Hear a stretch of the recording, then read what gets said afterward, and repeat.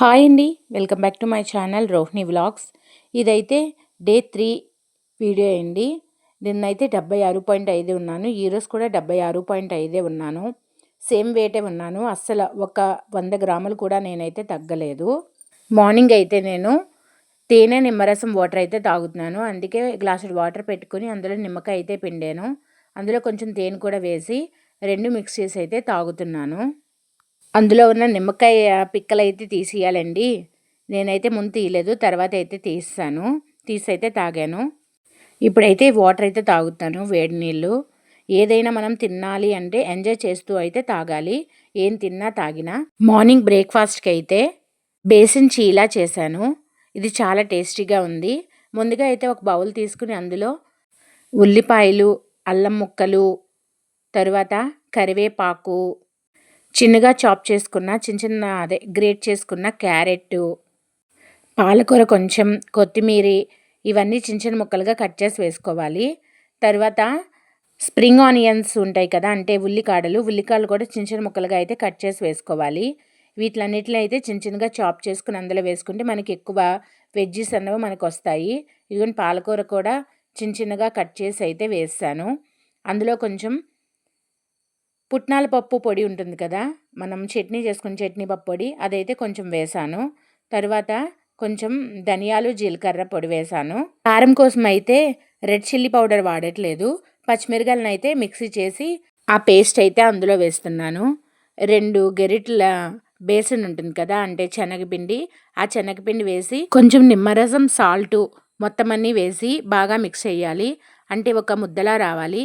ఇందులో మనకి పిండి కన్నా వెజిటబుల్స్ ఎక్కువగా ఉండాలి. చిన్న ముక్కల కింద కట్ చేస్తే మనకి బాగా వేగడానికి అయితే అవుతుంది. ఆయిల్లో డీప్ ఫ్రై చేయట్లేదు, ఓన్లీ పాన్ ఫ్రైయే చేస్తున్నాము. చూడండి, మొత్తం అంతా ఆ ఆకుకూరలో ఉన్న వాటర్తోనే మొత్తం కలుస్తుంది.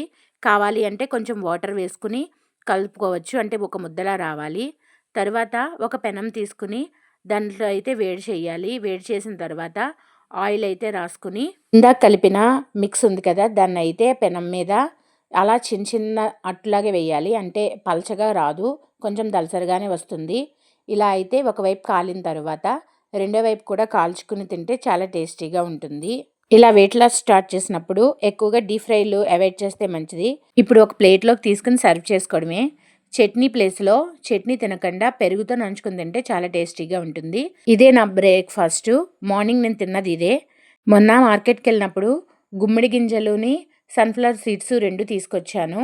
అవి అయితే కొంచెం మనం అప్పుడప్పుడు ఆకలేసినప్పుడు తినడానికి బాగుంటాయి కదా అని తీసుకొచ్చాను. ఈ మధ్యన ఇవే తింటే చాలా మంచిది అంటున్నారు కాబట్టి దీన్ని అయితే ఇప్పుడు పాన్ ఫ్రై అయితే చేస్తున్నాను. మనం విడివిడిగా తినాలంటే తినలేం కాబట్టి ఇటువంటి సీడ్స్ అన్నీ ఒక దాంట్లో కలిపేసుకుని పెట్టుకుంటే కనుక రోజుకి ఒక గుప్పుడు తిన్నా చాలు. ఇవైతే ఒక డబ్బాలో అయితే స్టోర్ చేసుకుని ఉంచుకోవాలి. తర్వాత అదేవిధంగా అవిసె గింజలను కూడా వేపుకోవాలి. ఇవి వేపినప్పుడు చిటపటలాడేంత వరకు వేపుకోవాలి. ఇలా వేపుకుంటే కనుక చాలా బాగుంటాయి. ఇది మిక్సీ చేసి పొడి చేసుకుని ఉంచుకోవాలి. ఇవి ఇలాగా తిన్నా బాగుంటాయి. లేదు అంటే పౌడర్ చేసుకుని మనం మజ్జిగ తాగుతాం కదా, మజ్జిగలో కూడా వేసుకుని తాగితే చాలా బాగుంటుంది. కర్బూజా పండు ఉంటుంది కదా, కర్బూజా పండు అయితే చిన్న ముక్కల కింద కట్ చేసి మిక్సీలో అయితే వేసాను కర్బూజా జ్యూస్ చేయడానికి. మనం షుగర్ ప్లేస్లో పటికీ పంచదార ఉంటుంది కదా, పటికీ పంచదారని అయితే చితగ్గొట్టేసి అందులో అయితే వేస్తున్నాను. ముక్క కింద వేయకూడదు కదా. ఈ 2 కలిపి కొంచెం వాటర్ వేసి మిక్సీ చేశాను. ఇప్పుడు ఈ జ్యూస్ అయితే నేను తాగుతున్నాను. చాలా టేస్టీగా ఉంది. మధ్యాహ్నం లంచ్లోకి సుజీ రవ్వ ఉప్మా అయితే చేసుకుంటున్నాను. ముందుగా పాన్ పెట్టి అందులో ఆవాలు, జీలకర్ర, శనగపప్పు, మినపప్పు వేసి బాగా వేగనిచ్చాను.